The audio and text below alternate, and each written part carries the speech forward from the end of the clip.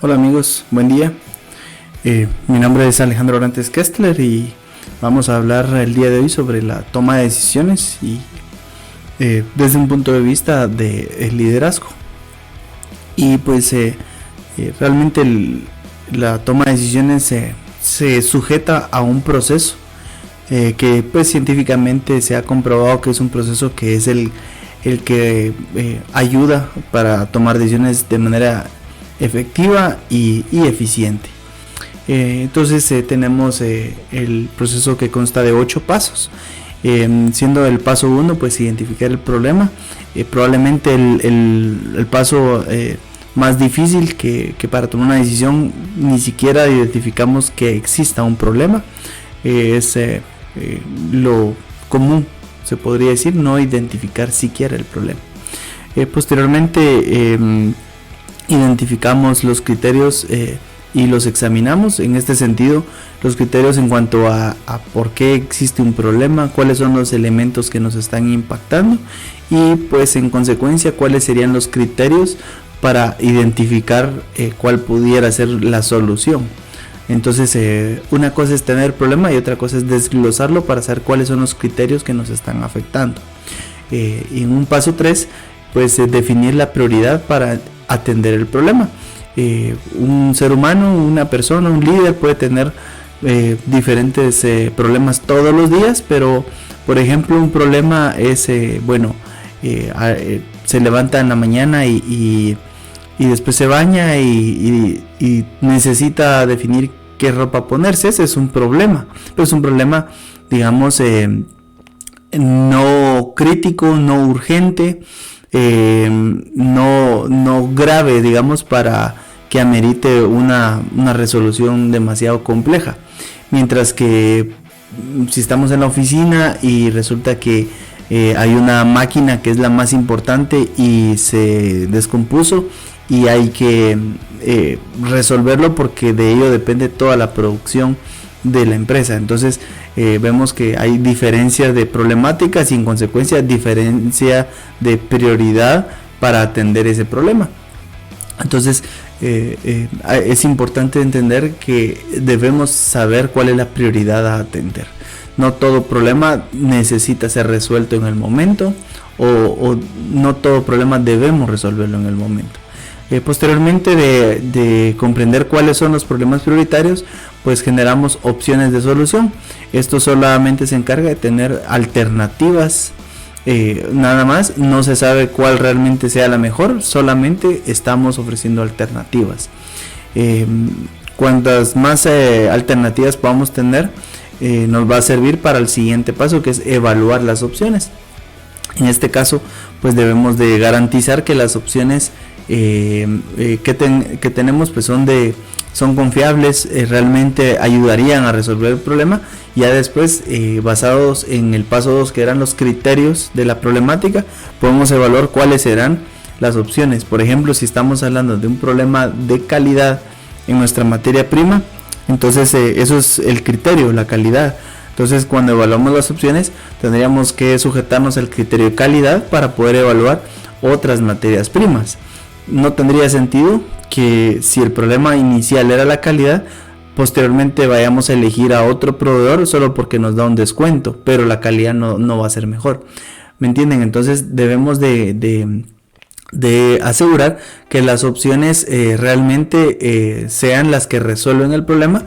Y la idea es pues tener la calificación, la ponderación de cuáles son las que aparentemente resolverían de mejor manera el problema. Llegado al punto 6, pues ya es elegir la mejor opción. Pero si nos damos cuenta de tener opciones y haberlas evaluado, pues la opción 6 prácticamente es algo mucho más fácil de decidir, porque la opción ya se expone de una manera donde es fácil, porque en el paso 5 se evaluaron y se tiene ponderado cuáles serían las mejores opciones. Acá es otro error común, en donde del problema queremos pasar a decidir, ahorrándonos del paso 2 al 5 y solamente queremos decidir sin realmente haber evaluado opciones o sin siquiera realmente tener opciones. Entonces en una toma de decisiones tenemos que tener opciones, pero tenemos que tener ponderado cuáles serán las mejores opciones según los criterios del paso 2. Entonces, habiendo hecho de manera correcta el paso 2 al 5, la opción 6 es fácil de decidir. Posteriormente de elegir, ya se aplica la decisión. Una cuestión es saber qué es lo que hay que hacer, pero lo importante también es llevarlo a cabo. Acá también hay otra deficiencia común en el ser humano, y es que muchas veces solo piensa las ideas, las evalúa, pero no las aplica. Entonces acá se trata de la mejor decisión, pues aplicarla. Y en el paso 8, pues evaluar los resultados. Como personas que queremos ser, digamos, líderes de excelencia, debemos buscar que nuestra toma de decisiones cada vez sea mejor, sea más efectiva, sea más eficiente, y en consecuencia lo que debemos hacer es evaluar los resultados para saber, por ejemplo, en qué etapa pudimos o podríamos corregir o mejorar nuestra forma de tomar decisiones, de tal manera que cada vez nos volvamos más habilidosos en la toma de decisiones. Para tomar decisiones correctas no solo es conocer el proceso, sino que ejercitarnos en ese proceso, y cada día lo vamos a hacer mejor. Toda vez seamos autocríticos y podamos hacer una revisión de lo que hicimos para determinar dónde podríamos mejorar en nuestra toma de decisiones. Ese es el paso, los 8 pasos del proceso de la toma de decisiones. Y acá pues te estarás preguntando, bueno, ¿cuántas decisiones tomas al día? Pues bueno, algunos tomará 10, otros 20, otros 30 decisiones, otros 50. Todos tomamos muchas decisiones al día. Entonces es algo que te aplica de forma directa en el día a día, y en este caso la invitación es a tomar decisiones desde el punto de vista de un líder. Y ¿quién debiera tomar las decisiones? También es importante que estés claro. En este sentido, las decisiones las debe tomar, pues, no sé, te pregunto o quiero que reflexiones sobre: ¿las debería tomar el jefe? ¿Las debe tomar el subalterno? ¿Las debe tomar el dueño de la empresa o la persona más antigua? Entonces acá la reflexión es que en realidad para tomar las decisiones según el proceso que hemos revisado, se necesita tener una comprensión del problema bastante profunda, y para poder replantear opciones y evaluarlas se requiere tener información. Entonces las personas que conviene más que tomen las decisiones deben ser las personas que tienen la información más completa, porque ellos realmente son las personas que van a tomar las mejores decisiones. Aún así no sea el jefe, aún así no sea el dueño, pero deben de ser las personas que tienen la mejor información posible.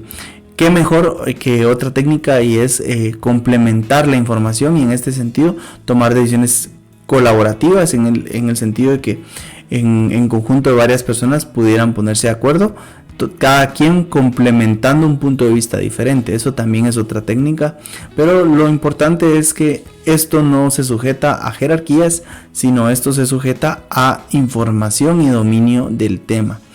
¿Y cómo puedes fomentar para que tu equipo de trabajo pueda tomar decisiones? Es algo muy muy importante que debes de reflexionar.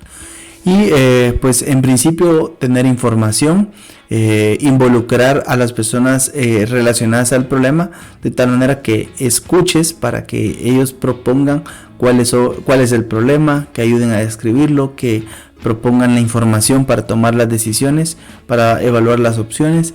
Entonces involúcralos. El primer punto es involucra a los que tienen la información. Ese es un primer paso que te puedo recomendar, y con esto pues te motivo a que intentes empezar a tomar decisiones bajo el proceso de toma de decisiones, y con esto pues me despido, te agradezco mucho y nos seguimos saludando en una próxima. Hasta luego.